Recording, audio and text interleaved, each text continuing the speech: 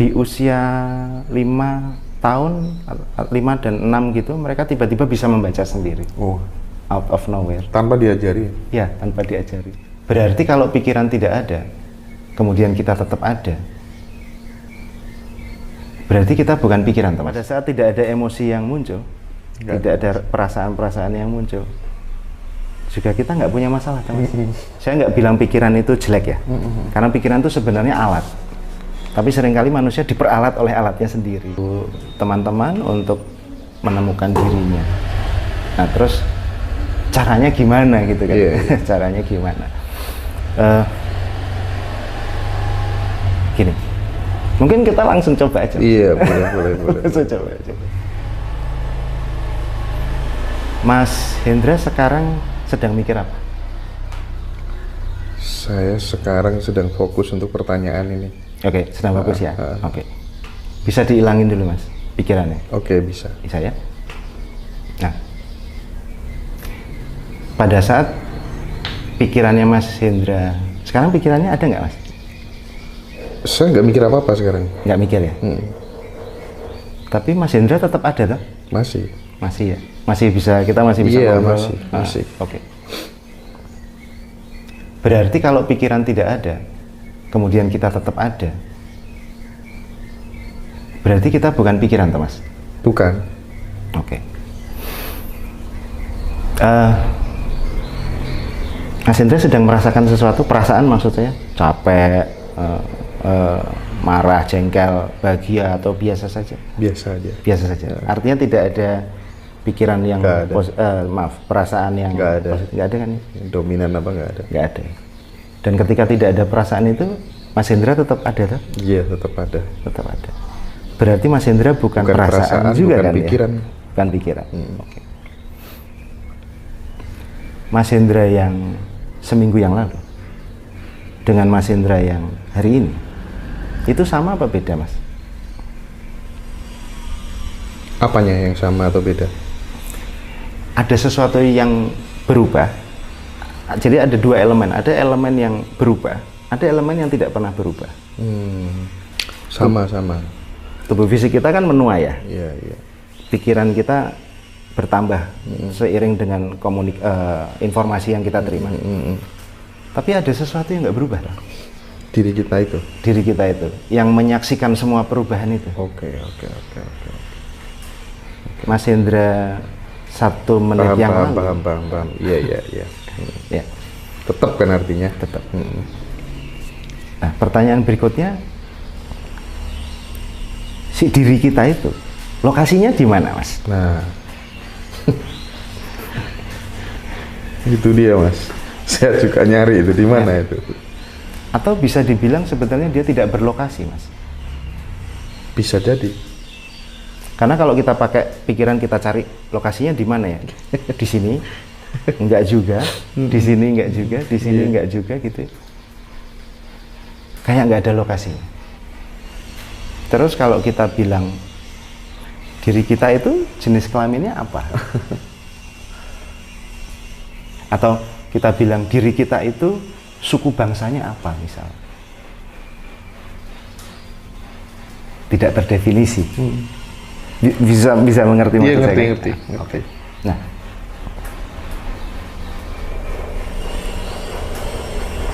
sekarang ini pada saat Mas Hendra tidak mikir, tidak ada perasaan, yang ada cuma sadar tuh ya, Mas? Sadar. Atau rasa itu, ngaji rasa, sadar. Mas Hendra punya masalah? Nggak ada. Nggak ada. Aman-aman aja. Iya. Karena masalah muncul ketika pikiran mulai membuat cerita kan ya? Iya. Iya betul. Betul ya? Pada saat tidak ada emosi yang muncul, tidak ada perasaan-perasaan yang muncul, juga kita nggak punya masalah, Mas.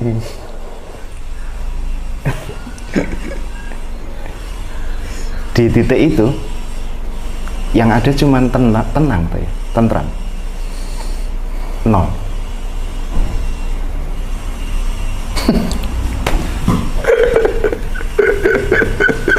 Iya. Oke. Nah, Yang bikin masalah itu pikiran. Sekarang cerita segala macam. Iya. Iya, Karena akhirnya saya menemukan Mas bahwa masalah tuh nggak ada sebenarnya. Yang ada tuh situasi ada. Situasi ada. Tapi masalah itu situasi ditambah ceritanya pikiran lah. Misal buka rekening Mas. Buka rekening, lihat deretan angkanya tinggal 50.000 gitu.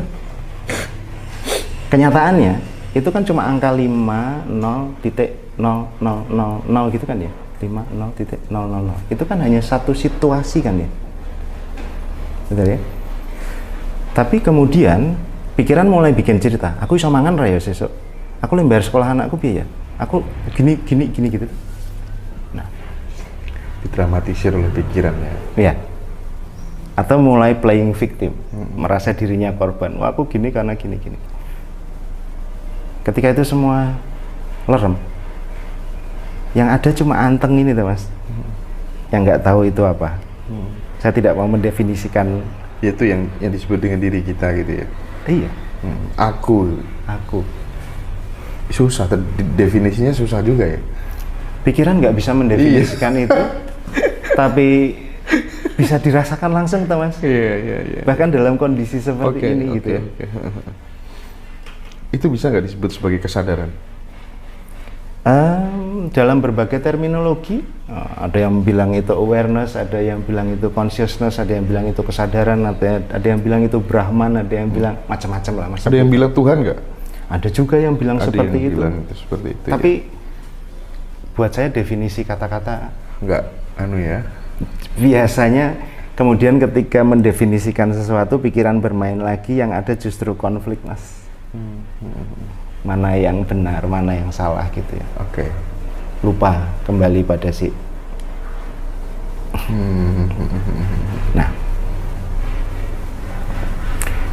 yang saya dapatkan lagi juga misalnya waktu. Waktu itu sebenarnya ada atau enggak?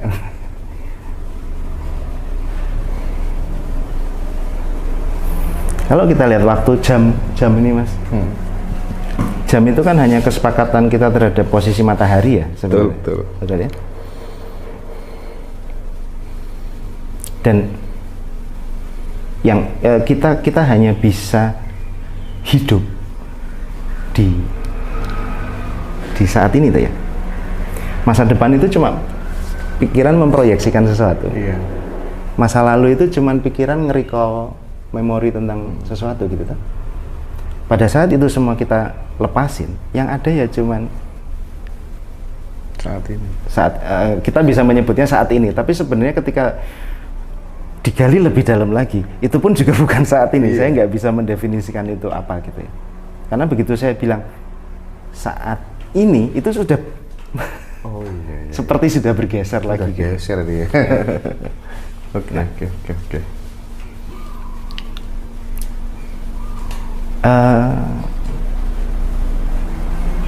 Jadi kalau teman-teman yang saya temani itu cuma saya minta untuk mengenali bahwa dirinya itu bukan pikirannya, bukan perasaannya, bahkan bukan tubuh fisiknya. Iya. Bukan namanya, bukan beliefnya, bukan kepercayaannya, bukan semua yang diprogramkan ke dia, bukan itu semua, Mas. Dan itu semua bisa kita pahami sendiri, kita alami sendiri ketika kita belajar untuk terus-menerus mengabaikan si pikiran yang bikin cerita. Saya nggak bilang pikiran itu jelek ya, karena pikiran itu sebenarnya alat, tapi seringkali manusia diperalat oleh alatnya sendiri gitu. Nah, pikiran tuh ibaratnya gini, ibaratnya kita naik taksi, pikiran itu sopirnya Mas, kita penumpangnya. Nah, pertanyaannya apakah sopirnya manut sama penumpangnya? Biasanya sopirnya punya karep sendiri. Nah, mestinya yang terjadi adalah si sopir ini manut sama penumpang. Ya penumpangnya ya. Oke. Berarti kesadaran itu tidak bertempat ya, Mas Haji ya? Sejauh yang saya pahami begitu. Oke. Nah, Di berbagai macam case begitu ya, tidak sedikit orang yang nasibnya itu bisa berubah. Itu karena dia mengandalkan mindset, mengandalkan pikiran, kekuatan pikiran. Bahkan beberapa persen dari hidupnya itu sengaja dia create melalui pikiran gitu. Responnya Mas Aji bagaimana tentang pikiran itu sendiri? Yang saya pahami tidak ada benar dan salah, Mas. Oke. Semua makhluk itu memang sesuai dengan jalurnya gitu ya. Unik mungkin ya, punya spesialisasi sendiri-sendiri. Saya di tahun 2009 saya pernah bersinggungan dengan kuantum, kemudian hipnosis dan sebagainya. Saya pernah bersinggungan dengan semua itu. Tapi kalau untuk saya, atau waktu itu belajar visualisasi kreatif gitu ya, dan sebagainya lah, teknik-teknik seperti itu. Tapi kalau bagi saya pribadi, ternyata semua teknik itu tidak berguna bagi saya loh ya. Ketika saya mengalami hempasan di tahun 2012 itu misalnya, Mas, atau di 2009 itu, ada satu kekuatan yang seperti take over. Itu semua jadi kayak nggak berfungsi gitu. Oke. Ya, saya kemudian akhirnya memilih untuk tidak menggunakan itu semua. Oke. Nah, guidance tadi, apakah di masa kecil sempat terprogram yang seperti itu dengan berbagai macam ya pendidikan dari orang tua, reasoningnya didapatkan, gitu. Kira-kira gimana? Kalau tentang guidance-nya itu sendiri, Mas, ya tidak ya. Tapi saya justru kemudian memahami bahwa banyak dari kita ini yang hidupnya hanya benar-benar full program dan nggak sadar. Contoh misalnya, Mas, kenapa kita nggak boleh salaman pakai tangan kiri? Program ya. Apa yang salah dengan tangan ya, Mas, kiri? Ya. Ya. Dua. Kenapa kita harus makan 3 kali sehari, Mas? Satu aja kan, kalau tergantung orangnya kan. Kalau satu aja ya udah cukup. Nah, banyak sekali program seperti itu yang kemudian saya kemudian memahami gitu ya, dan saya mulai melepaskan program-program itu. Contoh misalnya, apakah untuk dapat duit itu harus kerja? Ya menarik ini. Enggak kan? Banyak orang nggak kerja pun punya uang banyak. Iya. Apakah podcast ini bagian dari kerja? Misalnya gitu ya. Pertanyaan mendasarnya lagi, apakah benar hidup kita itu kita sendiri yang harus mengusahakan? Atau sebenarnya kita itu dihidupkan gitu, diselenggarakan, bukan kita yang berusaha, tapi kita dihidupi. Nah, lanjut. Ya, oke. Nah, belief seperti itu yang kemudian saya challenge, Mas. Saya challenge dengan berbagai eksperimen yang saya lakukan pada diri saya sendiri gitu ya. Dan keluarga saya. Misalnya anak-anak kami tidak sekolah. Sama sekali? Iya. Mulai dari TK? Iya. Terus? Ya istilah kerennya homeschooling gitu. Oke. Diajarin sendiri ya? Diajarin sendiri. Tidak pernah kami ajari baca. Baca seperti ini Ibu Budi zaman kita gitu ya. Di usia 5 tahun, 5 dan 6 gitu, mereka tiba-tiba bisa membaca sendiri. Out of nowhere. Tanpa diajari? Ya, tanpa diajari. Ya, saya tidak tahu, mungkin proses belajarnya beda ya. Kalau kita tahunya diajari itu kan kayak seperti kita di sekolahan dulu. Iya. Mungkin dia lihat huruf, kemudian dia lihat video. Iya, tahu. Gitu. Tetap ada proses sendiri gitu ya. Iya, betul. Apakah kita tuh harus nyari rezeki, atau sebenarnya rezeki itu nyari kita? didatangkan, diberikan gitu ya, atau dicari, kita didatangkan lah gitu gampang. Tanpa ditarik gitu ya? Iya. Contohnya gini Mas, ini tadi seperti yang kita bicarakan, detak jantung. Ini kan berdetak sendiri tanpa saya mikir ya. Iya. Paru-paru bekerja sendiri tanpa saya perintahkan. Berarti kan ada satu kekuatan yang menggerakkan itu semua. Nah, kalau untuk yang vital, paling vital saja ini digerakkan, masa untuk makan aja tidak digerakkan juga gitu. Alam semesta ini konsisten kok Mas, atau kalau kita bisa bilang sang pencipta kita itu konsisten. Kalau beliau memberi hidup dan tahu yang dihidupi itu perlu makan, pasti diberi makan. Meskipun pada kenyataannya ada juga orang yang mati karena kelaparan. Oh iya, kenyataannya begitu. Mungkin mereka punya jalannya sendiri. Iya. Lagi-lagi ini bukan tentang benar salah. Benar salah. Ya, mungkin mereka punya jalannya sendiri. Mungkin mereka punya jatahnya sendiri yang memang harus dilalui gitu. Tapi dari pengalaman saya,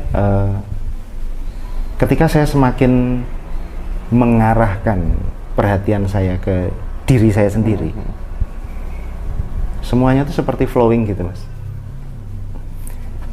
Banyak apa ya, orang sering sebut keajaiban gitu yang terjadi di hidup saya, tapi buat saya ya itu biasa-biasa saja. Saya melihat itu sebagai berkah saja. Terus keajaiban yang mungkin terjadi itu mungkin bagi sebagian orang mengagetkan, mengejutkan gitu ya. Kok iso gitu ya. Baru batin aja kok tiba-tiba tembus gitu. Pengen makan ini ada orang bawa ini gitu. Itu gimana Mas Haji? Bisa nggak di-share ke kita gitu? Seperti apa konkretnya gitu? Kalau di saya kejadiannya tuh gini misalnya Mas, anak saya yang kedua lahir tahun 2015. Lahirnya juga lahir secara alamiah, tidak di rumah sakit. Dilahirkan ditangani sendiri di rumah. Iya, semacam gitu. Unik gitu. Terus waktu itu mulai terjadi banyak keajaiban. Misalnya pada saat bulan ke-4 apa ya kalau nggak salah. Jadi kami itu mau belikan perhiasan. Anak kami yang kedua cewek, yang pertama cowok. Malam gini ngobrol sama istri, besok beri perhiasan 1 set ya untuk anak kita. Terus besok paginya Mas, ada teman telepon, aku pengen nengok anakmu. Lah kok datang tuh bawa 1 set perhiasan. Oke, kebetulan. Oh ya kebetulan. Bulan ke-6 atau 7 kami kebetulan mau ke Anyer waktu itu, perlu stroller Mas. Sama peristiwanya. Malam gitu mau beli stroller, besoknya ada teman datang membawakan stroller. Iya. Di setahun apa ya, dia udah bisa duduk, perlu baby car seat. Ya. Sama peristiwanya begitu. Tahun 2019 sebelum pandemi, ada 4 orang teman dari Samarinda datang kemari, minta saya anterin ke Merapi, waktu itu Jeep Merapi itu Mas, sama ke Wonosari, ke pantai, Sabtu Minggu. Ya cuma minta dianterin gitu aja. Saya bawa mobil sendiri, mereka juga bawa mobil sendiri gitu ya. Hari Minggu mereka mau pulang, saya dikasih amplop Mas. Lah ngapain mau, aku cuma nganterin gini kok. Terus gak apa-apa Mas, diterima. Ya oke, tak terima. Sudah terima, mereka pulang, tak buka Mas, 4 juta. 4 juta. Saya dengan 4 juta itu nggak ada rasa apa-apa gitu ya, nggak ada rasa untuk membelanjakan atau apa. Iya. Besok Seninnya mobil saya ini ban depan sebelah kanan itu bunyi klek gitu. Wah kenapa ini? Bawa ke bengkel, dicek kaki-kakinya ada masalah, rack steeringnya harus diapain gitu, saya lupa. Shock breakernya harus diganti Mas. Habisnya 3,8. Oh.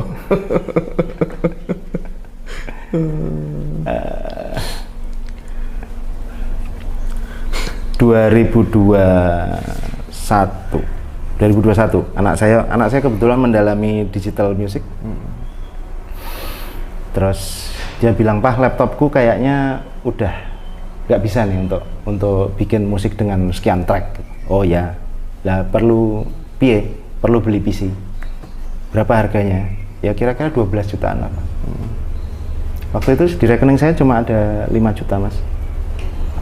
Terus saya bilang, ya sekarang di rekening cuma ada segini, nanti kalau sudah ada uangnya kita beli. Besoknya ada seorang ibu dari Jakarta telepon saya menceritakan tentang kehidupan dia, gitu. Terus besoknya saya ditransfer 16 juta, Mas. Apa itu? 16 juta itu? Masa telepon aja transfer 16 juta? Iya.